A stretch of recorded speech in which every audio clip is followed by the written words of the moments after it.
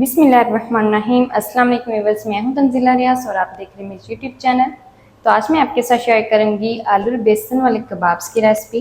यकीन करें खाने में बेहद लजीज है और बनाने में बेहद आसान है। तो फिर देर किस बात की, चलते हैं अपनी मज़ेदार सी रेसिपी को बनाना स्टार्ट कर लेते हैं।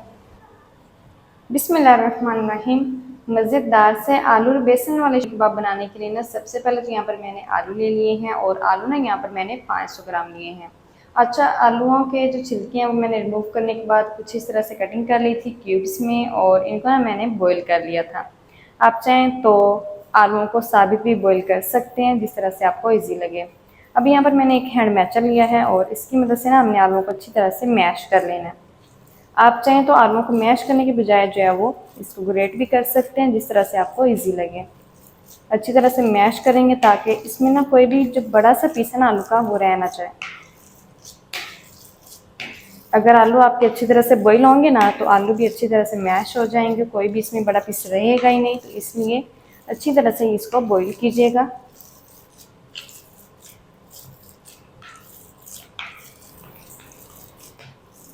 तो अल्हम्दुलिल्लाह से यहाँ पर ना अच्छी तरह से मैंने आलू को मैश कर लिया है और आलू ना यहाँ पर मैंने ठंडे लिए हुए थे। गर्म आलू बिल्कुल भी आपने लेने नहीं है, नहीं तो जो आपके कबाब्स हैं ना वो टूट जाएंगे, इसलिए ठंडे ही लीजिएगा। तो यहाँ पर मैंने ठंडे आलू लिए हैं और अब हमने ना जो मैशर है इसके साथ जो आलू लगे हुए हैं उनको भी निकाल लेना है, वेस्ट नहीं करेंगे। चलें जी, अब हम इसके अंदर शामिल करेंगे कुछ स्पाइसेस। तो स्पाइसेस में ना मैंने 1/4 टीस्पून शामिल कर दिए हल्दी पाउडर, 1 टीस्पून कुटी हुई लाल मिर्च, 1 टीस्पून अजवाइन। अजवाइन लाजमी शामिल कीजिएगा, ये ना हजमे के लिए बहुत ही कमाल की चीज़ है। 1 टीस्पून मैंने नमक शामिल कर दिया, साथ ही थोड़ा सा बारीक कटा हुआ हरा धनिया शामिल कर देंगे, थोड़ी सी बारीक कटी हुई हरी वाली मिर्ची शामिल कर देंगे। अच्छी तरह से इनकी हम मिक्सिंग कर लेंगे।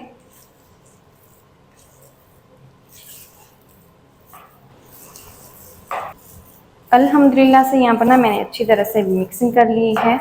इस टाइम पर ना हमने इसके अंदर बाइंडिंग के लिए शामिल करना है कॉर्नफ्लोर। तो कॉर्नफ्लोर ना यहाँ पर मैंने 1/4 कप लिया है। आप चाहें तो कॉर्नफ्लोर की जगह पर जो घर में आटा होता है ना, चावल का आटा, वो भी इस्तेमाल कर सकते हैं। इससे जो बाइंडिंग है ना वो बहुत ही कमाल की आएगी, इसलिए मैंने शामिल किया है।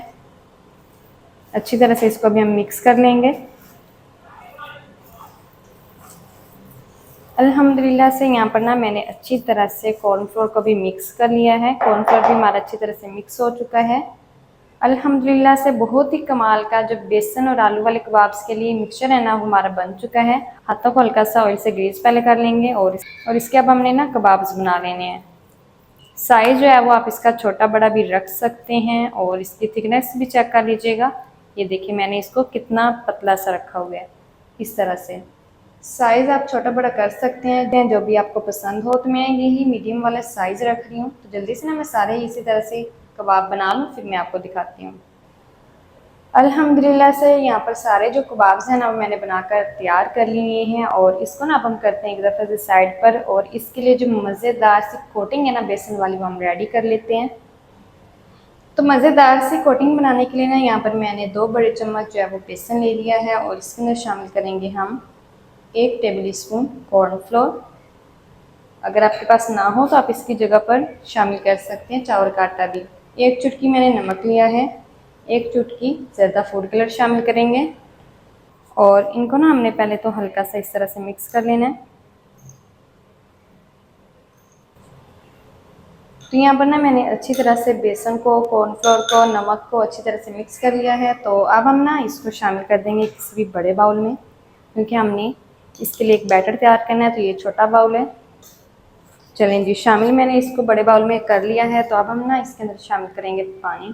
पानी हम ना ज़रूरत के मुताबिक शामिल करेंगे, कितना भी इस्तेमाल हुआ मैं आपको बताऊंगी। अच्छी तरह से मिक्सिंग करते जाएंगे।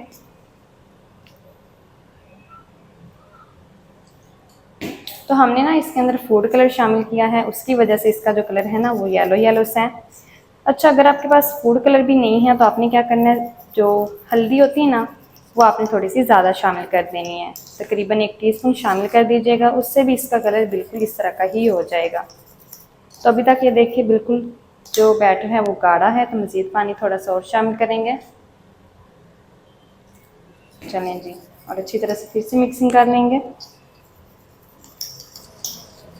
अल्हम्दुलिल्लाह से यहाँ पर ना मैंने अच्छी तरह से मिक्सिंग कर ली है। अल्हम्दुलिल्लाह से बहुत ही कमाल का जो बेसन वाला बैटर है ना वो भी हमारा बनकर रेडी हो चुका है। तो आप इसकी कंसिस्टेंसी चेक कर लें, इस तरह की होनी चाहिए। तो हमारा बैटर भी जो है वो अल्हम्दुलिल्लाह से रेडी हो चुका है। तो जब हमें ना इन कबाब्स को फ्राई करना है ना, बेसन वाले कबाब्स को, तो हमने ना इस बैटर के अंदर डिप करके फिर फ्राई करना है। अंडा वगैरह कुछ भी नहीं लगाना, सिंपल हम इसके अंदर डिप करेंगे कबाब को, फिर हम फ्राई करेंगे। तो चलते हैं फ्राई की तरफ, जल्दी से इनको फ्राई कर लेते हैं। तो बेसन वाले कबाब्स को फ्राई करने के लिए ना यहाँ पर जो कुकिंग ऑयल है वो मैंने शामिल करके अच्छी तरह से गर्म कर लिया है। हमने ना इनको जो है वो शैलो फ्राई करना है, डीप फ्राई नहीं करना। तो इसलिए मैंने जो ऑयल है ना वो कम ही इस्तेमाल किया है। तो अब हमने क्या करना है, ये जो हमने बैटर बना के रखा हुआ था ना उसके अंदर सबसे पहले डिप करेंगे अपने कबाब को। इस तरह से अच्छी तरह से इसको हम कोट कर लेंगे।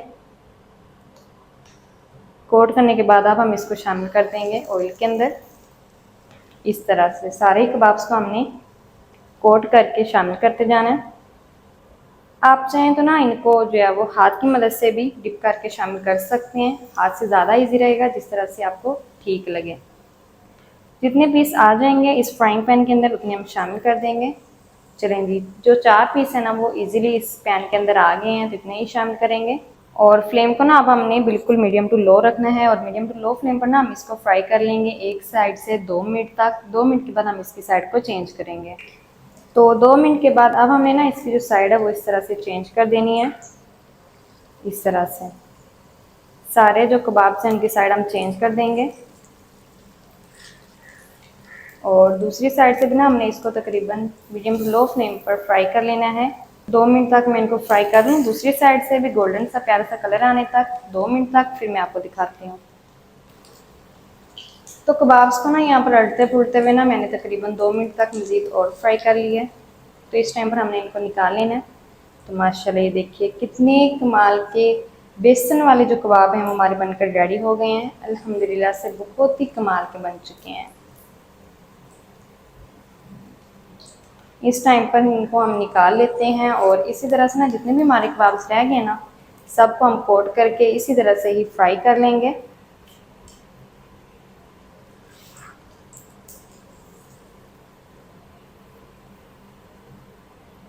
बिस्मिल्लाहिर्रहमानिर्रहीम। तो माशाल्लाह ये देखिए कितने कमाल के जो कबाब्स हैं हमारे बनकर रेडी हो गए हैं। माशाल्लाह ये देखिए कितने कमाल के बन चुके हैं।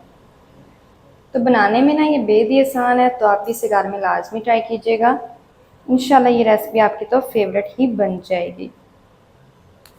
तो आप ना इन कबाब्स को जो है वो केचप के साथ, रायते के साथ, किसी भी चीज़ के साथ सर्व कर सकते हैं।